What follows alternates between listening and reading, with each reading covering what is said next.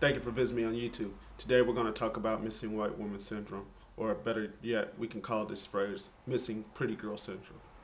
It's a phrase that's been coined by media critics in order to assess the ongoing coverage of missing people stories and how the mainstream media fails to cover missing men, missing minorities, and focus on other stories other than soft stories like these. I don't condone the fact that they're doing it. It's just that the fact is that they don't cover all the stories. They only cover a select few.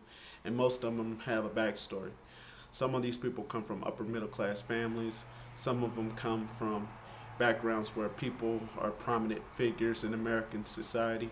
And most likely they're mostly pretty white women and young girls.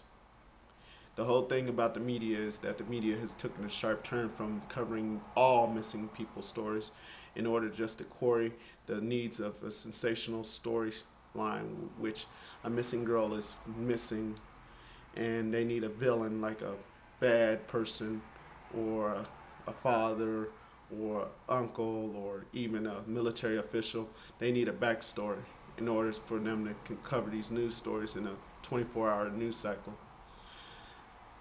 It leads to my story, what I have seen on Fox News recently with Megyn Kelly and Greg Jarrett.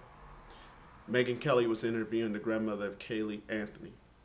The grandmother named Cindy had went on in an interview with Megyn Kelly about the story about her granddaughter being missing and the mother, Cassie, being arrested. Megyn Kelly did what most journalists should never do, is rush to judgment in a story. Well, that didn't sit well with Cindy, and Cindy laid one right in her.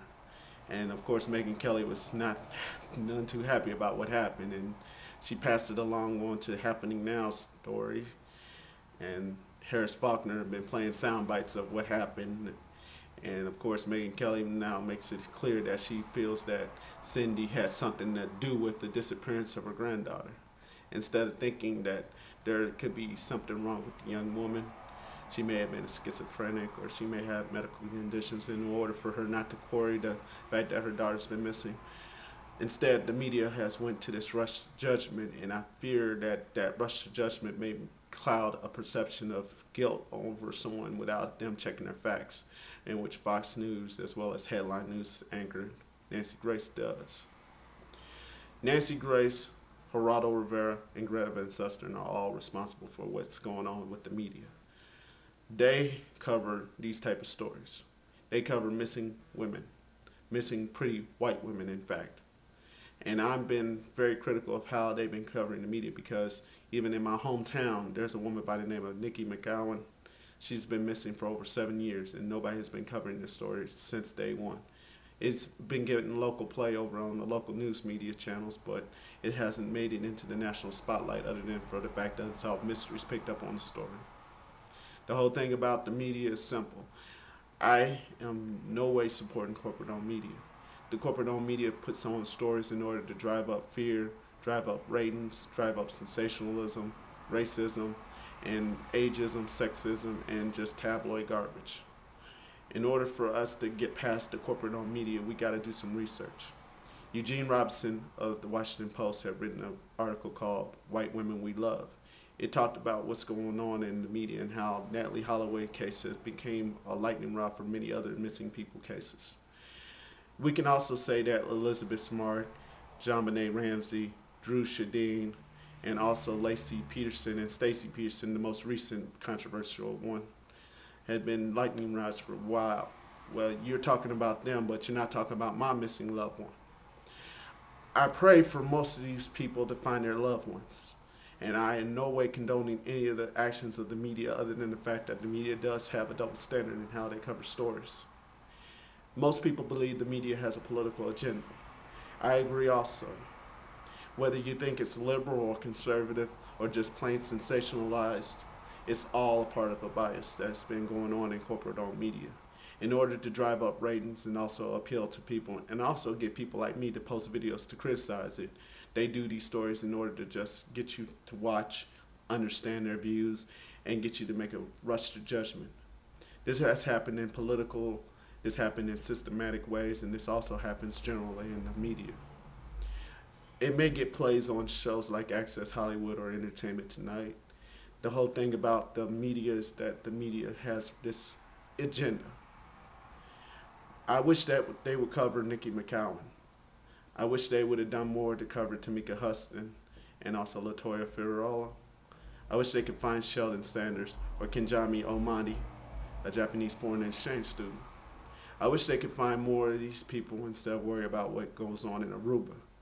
I wish they could find Natalie Holloway alive and well. I wish they could find Stacy Peterson. I wish they could find all the missing people that has been mentioned in this video. But the whole thing is, the news media is not helping. Their only goal is to drive up ratings and get people to play on their emotions, their judgment, and also their votes. In order for them to blame someone, they need a villain.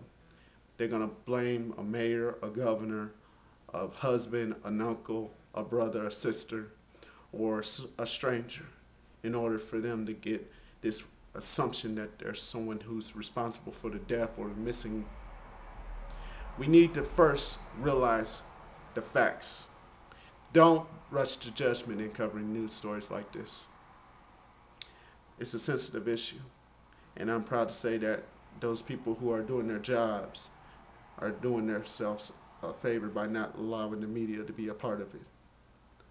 I want to thank Danica Wilson of Black and Missing Inc. for giving me this opportunity to post these videos out there. I also want to thank Jimmy Wales. He's the founder of Wikipedia. He's one of the inspirations of why I created that article. And also the news pundits like Michelle Malkin and Eugene Robinson and Gwen Ifill, who also were critical of how the media has been covering these stories. Nonetheless, this is a mission statement. I hope that all the people who are watching this video understand where I come from. I want to denounce the corporate-owned media and make sure that you understand that it's time to turn that stuff off and free yourself from all that corporate-owned thoughts. It's time to take a stand. Let's find these missing people, and let's not let the media drive us to do it. Thank you for visiting me on YouTube. Catch you on the next one.